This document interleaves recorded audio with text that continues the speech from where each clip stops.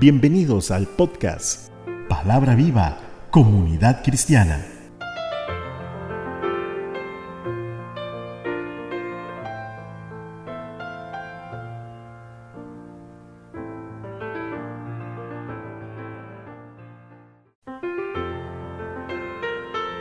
Hoy, con Cecilia Alpizar.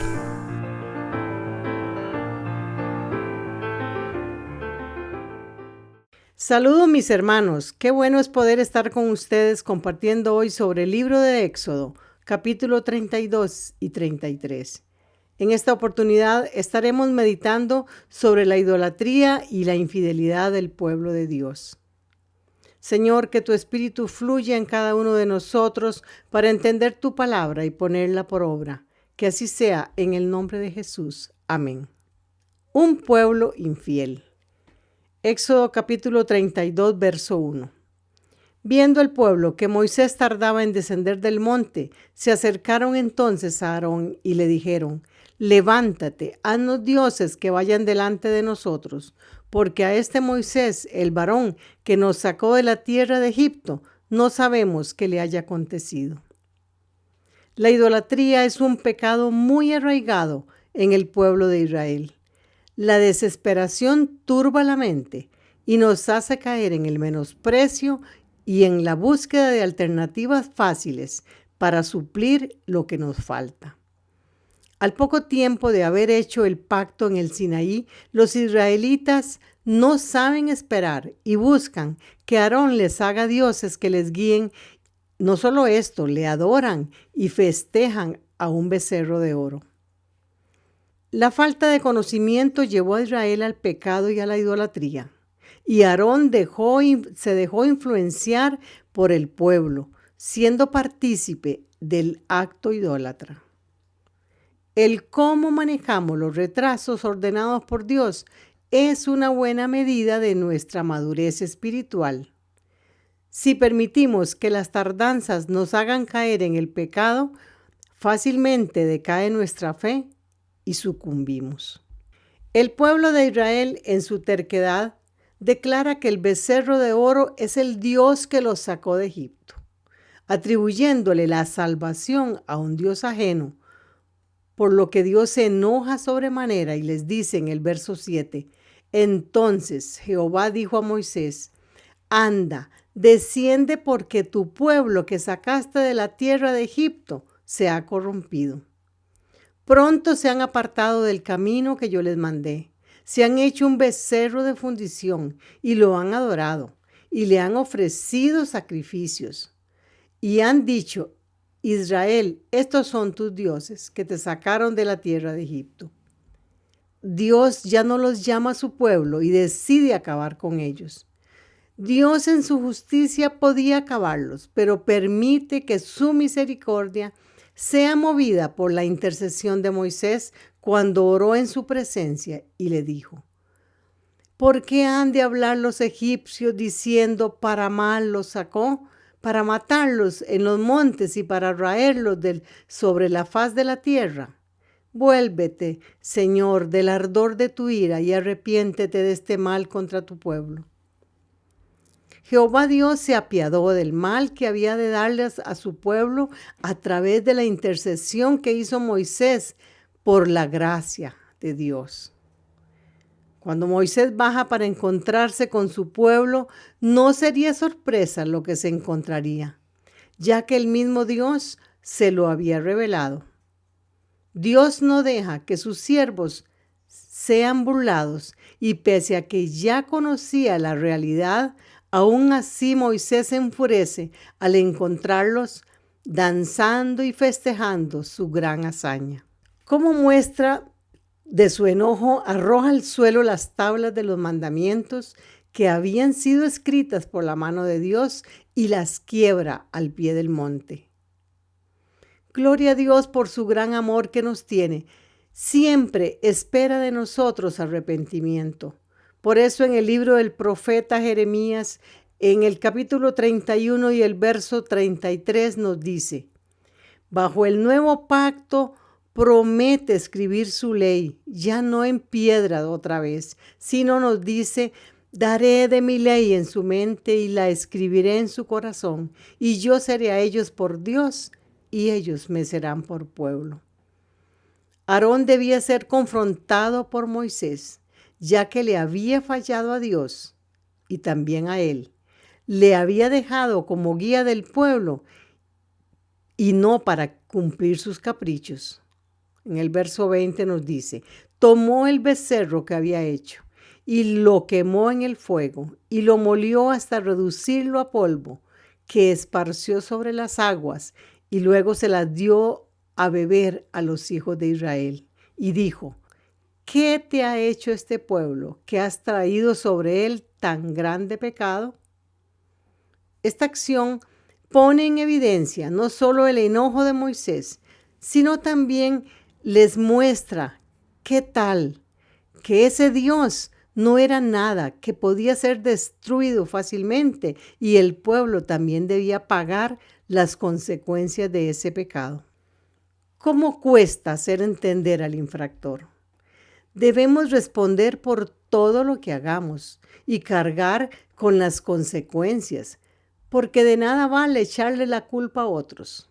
También eso mismo lo hizo Adán y de nada le sirvió. Debemos responder por nuestras acciones. El mismo Aarón fácilmente cree quitarse responsabilidades echándole la culpa al pueblo cuando dice en el verso 23, porque me dijeron, haznos dioses que vayan delante de nosotros, porque a este Moisés, el varón que nos sacó de la tierra de Egipto, no sabemos qué le haya acontecido. Y yo les respondí, ¿quién tiene oro? Apártenlo. Y me lo dieron, y lo eché en el fuego, y salió este becerro. Pero no fue el resultado de fundir el oro y por milagro saliera un ídolo. Recordemos que fue diseñado, moldeado y forjado cuidadosamente por las manos hábiles de los artesanos. A Aarón le fue más fácil consentir al pueblo que obedecer los mandatos de Dios. Cuando hay personas débiles o flojas, fácilmente ceden ante la presión de la mayoría y siempre hay excusas y razonamientos para justificar sus errores. Pidámosle a Dios fortaleza, dominio propio y temor reverente a Dios para no fallarle. Había una gran diferencia entre estos dos hermanos, Aarón y Moisés. Ambos habían sido elegidos por Dios para un servicio específico. Pero un buen líder no echa la culpa a los demás por su pecado o fracaso.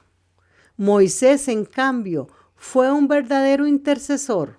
Abrazó el pecado que él no cometió para librar al pueblo de la ira de Dios. Recordemos que Moisés es la sombra de Jesús, de nuestro Salvador Jesucristo, que no conoció pecado alguno, pero cargó con el pecado de toda la humanidad. Cuando el hombre sigue su propio instinto, sus propias inclinaciones, esto lo lleva a la destrucción, ya que cae en el desenfreno, sin restricción moral. Y este fue el caso del pueblo de Dios al pie del monte Sinaí. Veamos lo que nos dice el verso 25. Y viendo Moisés que el pueblo estaba desenfrenado, porque Aarón lo había permitido, para vergüenza entre sus enemigos. Al pie del monte Moisés hace un llamado enérgico para quitar al pueblo de Dios. Se puso Moisés a la puerta del campamento y dijo, ¿quién está por Jehová? Quien está por Jehová, júntese conmigo. Y se juntaron con él todos los hijos de Leví. Pero tristemente solo los levitas le siguieron, porque el estar del lado de Dios requiere decisión, requiere acción y requiere también separación. Y esto no es fácil, menos hoy en día. Si nos ponemos del lado de Dios, esto nos trae tremendas bendiciones. Los levitas serían llamados a servir en el sacerdocio en la posteridad y trajo muerte para aquellos que perseveran en el pecado. Dice la palabra que aquel día murieron como 3,000 personas en manos de los levitas. Porque Dios permitió que Moisés castigara al pueblo, pues su sentencia sería más ligera que la que él consideraba que merecían. Y nuevamente intercede Moisés por su pueblo en el verso 31. Entonces volvió Moisés a Jehová y le dijo: te ruego, pues, este pueblo ha cometido un gran pecado, porque se hicieron dioses de oro, que perdones ahora su pecado, y si no, ráeme ahora de tu libro que has escrito. Moisés se atreve a decirle a Dios que si no perdona a su pueblo, que sea entonces castigado él. ¿Qué entrega más genuina y de corazón de un líder por su pueblo? Aunque Dios no le responde directamente a esta petición, sí le dice a Moisés que solo el pecador es quien recibe el castigo, y más bien le da órdenes de seguir guiando a su pueblo a la tierra prometida, con la promesa de que su ángel les acompañará en su travesía por el desierto y que echaría fuera a todos los enemigos, cananeos, amorreos, heteos y demás.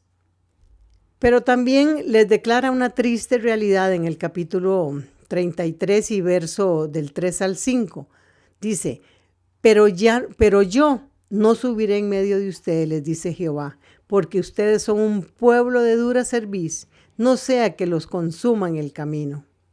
Y oyendo el pueblo esta mala noticia, se vistieron de luto, y ninguno se puso sus atavíos. Y desde entonces el pueblo vería de lejos cuando Jehová se comunicaba con Moisés. El pueblo demostró su arrepentimiento al no utilizar sus atavíos, que hoy para nosotros representa la soberbia y la incredulidad que nos apartan de la presencia de Dios. El buen ejemplo de Moisés y de Josué hacen que el pueblo también adore y busque la presencia de Dios. En el verso 8 nos dice: y sucedía que cuando salía Moisés al tabernáculo, todo el pueblo se levantaba y cada cual estaba en pie a la puerta de su tienda y miraba en pos de Moisés hasta que él entraba en el tabernáculo. Y en el 10 nos dice: y viendo todo el pueblo la columna de nube que estaba en la puerta del tabernáculo, se levantaba cada uno a la puerta de su tienda y adoraba. La cercanía que había entre Moisés y Dios le da una confianza tal de pedirle evidencia de su presencia en el camino, y le dice en el verso 13: ahora pues, si he hallado gracia en tus ojos, te ruego que me muestres ahora tu camino, para que te conozca y halle gracia en tus ojos. Y mira que esta gente es pueblo tuyo. Podemos hablar con Dios en oración y creer en sus promesas de amor y su fiel compañía. En el verso 14 le dice: mi presencia irá contigo y te daré descanso. Esto es una promesa preciosa, algo que tenemos nosotros que apechugar para sentir paz y confianza en nuestro Dios. Digámosle a Él, como dijo Moisés en el verso 15: si tu presencia no ha de ir conmigo, no nos saques de aquí. Esto, en toda decisión que debamos tomar, nosotros debemos de decirle al Señor esto, para que marquemos la diferencia por donde andemos y en todo lo que hagamos. La bendición más grande que tenemos como creyentes es contar con la presencia de Dios en nuestras vidas. Termino esta meditación diciendo y creyendo firmemente: si tu presencia no me acompaña, no me saques de aquí, Señor. Amén. Hasta el próximo episodio, si Dios lo permite. Soy Cecilia Alpizar desde Santa María de Dota, San José, Costa Rica. Que Dios me les bendiga ricamente. Muchas gracias por escuchar. Recuerde escribirnos al correo palabravivacomunidadcristiana@gmail.com.